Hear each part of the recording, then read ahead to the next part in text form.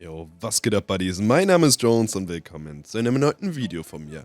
Erstmal möchte ich mich bei Mars Hydro bedanken. Die haben mir nämlich ein LED und eine Growbox zur Verfügung gestellt. Und zwar die TS1000 haben sie mir zur Verfügung gestellt. Das ist ein Vollspektrum-LED, 150 Watt. Perfekt für 1 bis 3 Pflanzen, also perfekt für den deutschen Single Grower. So. Zusätzlich haben die Lieben mir auch noch ein Grow-Set zur Verfügung gestellt. Ein auf 1 Meter mit 2 Meter Höhe. Da bin ich sehr dankbar für. Und möchte mich ja, im Allgemeinen einfach mal bedanken. Erst recht für die extremst geilen Sticker, die hier dabei waren. Ich ja, liebe Sticker immer. Und ja, im Hintergrund seht ihr einfach mal, was in den Paketen so drin ist. Ich denke, es wird nichts Neues sein, es sei denn, ihr habt noch nicht gegrowt. Gut finde ich, dass halt so diese Ratschen dabei sind, um das Ganze ja, so stufenmäßig aufzuhängen. Und das Zelt. Genau, das Zelt seht ihr auch im Hintergrund. Das ist erstmal, also die ersten Eindrücke von dem Zelt ist super, super, super. Und zwar die Dicke vom Zelt finde ich mega, mega gut. Im Vergleich jetzt zu dem Zelt, was ich bisher hatte, mega gut. Und im Vergleich jetzt zu anderen Mitbewerbern auf dem Markt können die auf jeden Fall mithalten. Wenn nicht sogar in 1, 2 Sachen finde ich die sogar besser. Also Mars Hydro in dem Fall.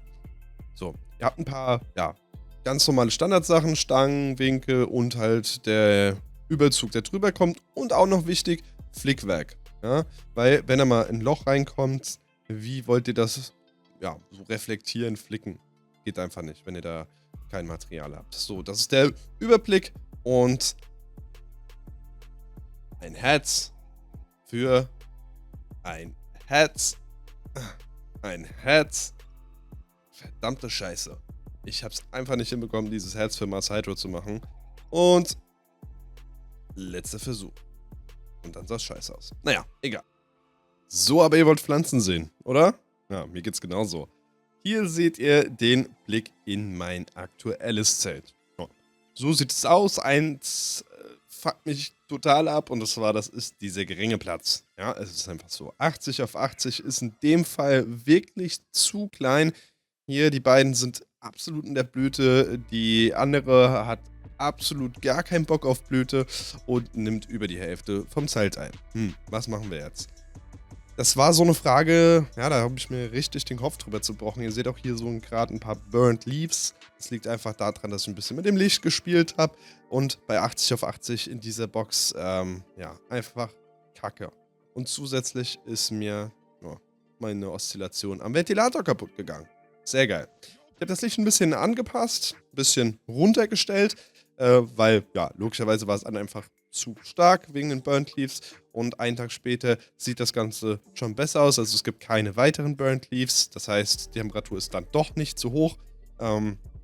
Aber ja, es gibt andere Probleme. Ich untersuche die Pflanze wirklich jeden Tag nach Blüteanzeichen und finde dann so Mangelerscheinungen.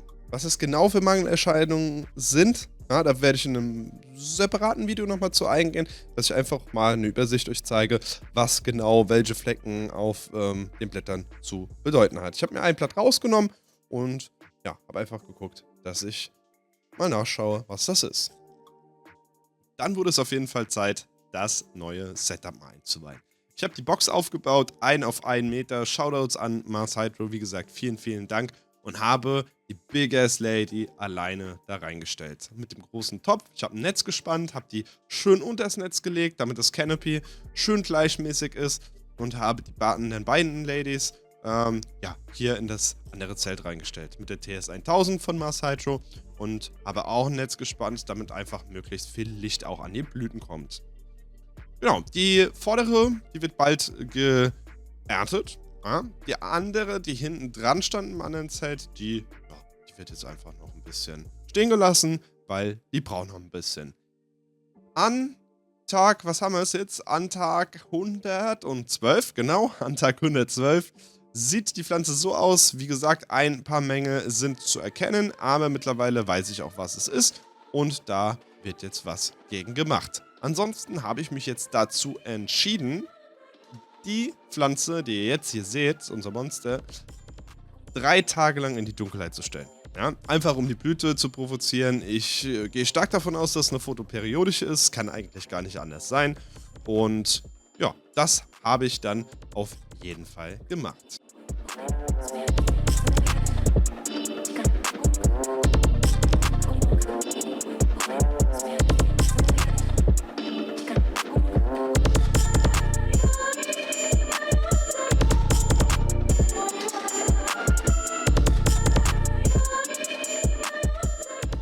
Nach 3 Tagen absoluter Dunkelheit war ich zufrieden, was ich gesehen habe. Im linken Zelt habe ich die letzten 3 Tage natürlich auch alles schön beobachtet, aber mit der rechten bin ich sehr zufrieden. Ich habe natürlich direkt erstmal geguckt, ob irgendwelche Anzeichen der Blüte da sind.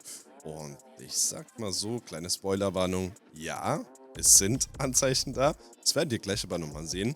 Und was ich gerne mache, ist, wenn ich mal ein paar Tage nicht ins Zelt reingucke, das kann ja immer mal passieren, dann erstmal Zelt aufmachen, schaut euch eure Pflanzen an, was haben sie gemacht.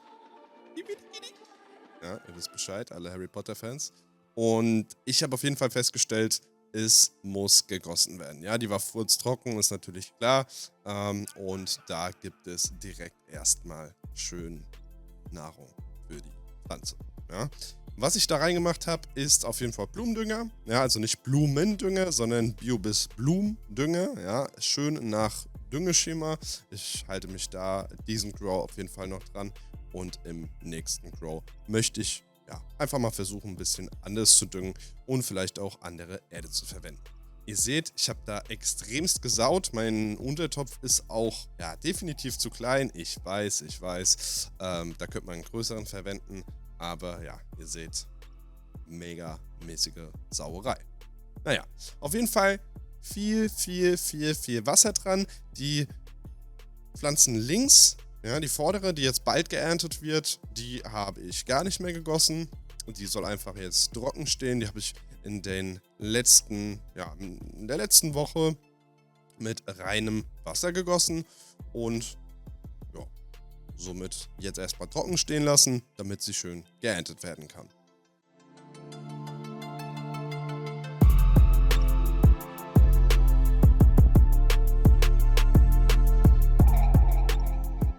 Und wie ihr seht, die Pflanze bekommt wirklich viel Wasser. Insgesamt so um die 7 Liter.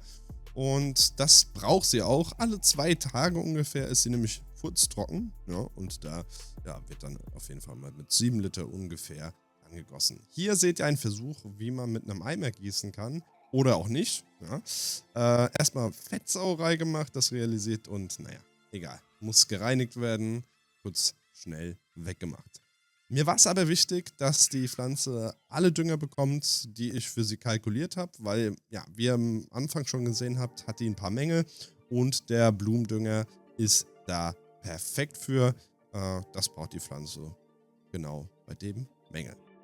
Kurz nochmal ein Blick in unser Autoflower-Zelt. Das kann man jetzt fast schon so sagen, weil die rechte ist auf jeden Fall eine photoperiodische. Und links sind die Autos. Und wie ihr da hinten schon seht, der Headbutt ist megamäßig fett von der, die noch länger im Zelt stehen bleibt. Und ich bin gespannt, wie viel die wiegen wird. Also alleine schon der Headbutt, ja. Die vordere, die hätte man vielleicht sogar jetzt schon 2 Tage früher irgendwie abschneiden sollen, zum Trocknen aufhängen sollen. Ich zeige euch mal ein Bild von den Trichomen. Da sieht man, vielleicht hätte man das schon einen Tag früher machen können. Aber ansonsten, wie sieht es eigentlich aus mit der Blüte im anderen Zelt? Gibt es da jetzt schon Anzeichen oder nicht?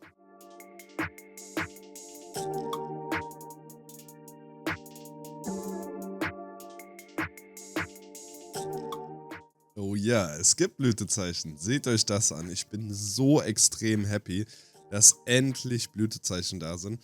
Und ich habe den Lichtrhythmus jetzt einfach auf 12-12 umgestellt. Ein klassischer Blüterhythmus für eine photoperiodische. Habt ihr in ein Zelt reingetan und wir schauen, was in den nächsten Wochen passiert. Like das Video, abonniert den Kanal und bis dann. Peace out, euer Jones.